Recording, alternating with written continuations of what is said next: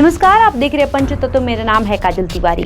17 जून को जब कांग्रेस अध्यक्ष मल्लिकार्जुन खड़गे ने रायबरेली और वायनाड की लोकसभा सीटों को लेकर फैसलों की घोषणा की, उस दौरान पत्रकारों से बातचीत में प्रियंका गांधी वाड्रा ने कहा कि वो वायनाड के लोगों को राहुल गांधी की कमी महसूस नहीं होने देंगे।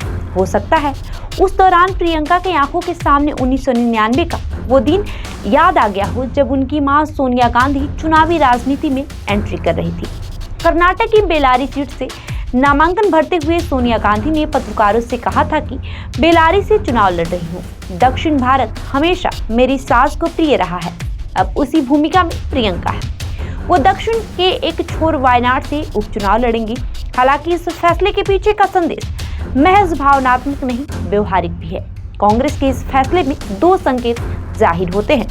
उत्तर भारत के हार्टलैंड में राहुल गांधी की मौजूदगी से कांग्रेस अपनी खोई जमीन फिर से पाने की कोशिश में जुटेगी, तो दक्षिण में प्रियंका पार्टी की संभावनाओं को मजबूत करेंगी। ऐसा नहीं है कि कांग्रेस को मिशन साउथ की अहमियत का पता चुनाव परिणामों के बाद ही लगा है। दरअसल इसकी भूमिका लोकसभा चुनाव के पहले ही बननी शुरू हो गई थी। राहुल गांधी ने वायनाड सीट छोड़ते हुए कहा था कि वहां से उनका एक इमोशनल रिश्ता है। 2019 लोकसभा चुनाव में अमेठी से हारने के बाद वायनाड के लोगों ने उन्हें लोकसभा भेजा था। उस चुनाव में उनकी उम्मीदवारी को कांग्रेस की अगुवाई वाले यूडीएफ की क्लीन स्वीप जैसे प्रदर्शन से भी जोड़ा जाता रहा है। इस बार भी इस फ्रंट ने 20 में से 18 सीटें जीती है। दूसरी ओर बीजेपी की साउथ पर पूरी तरह से फोकस करने की रणनीति उसके लिए कारगर साबित नहीं हो पाई। पीएम मोदी ने तमिलनाडु जैसे राज्यों में बहुत जोर लगाया, लेकिन बीजेपी का राहत भरा प्रदर्शन सिर्फ तेलंगाना और आंध्र प्रदेश में दिखा। कांग्रेस ये बात पहले से जानती थी कि दक्षिण में मेहनत उसके लिए वे नतीजे ला सकती है जो उत्तर भारत में संभव नहीं हो पा रहे। इसलिए चुनाव से पहले ही कांग्रेस का ध्यान दक्षिण पर टिक गया था। उसकी वजह भी है। कांग्रेस पिछली बार देश भर में कुल 423 सीटों पर चुनाव लड़ी थी, जिनमें से 52 सीटें उसने जीती थी।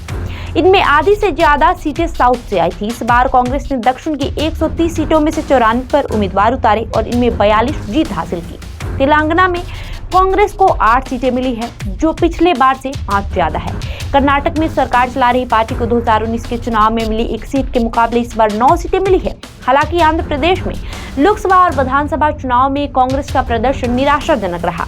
इसे लेकर पार्टी हाईकमान के लेवल पर चिंता भी जाहिर की गई है।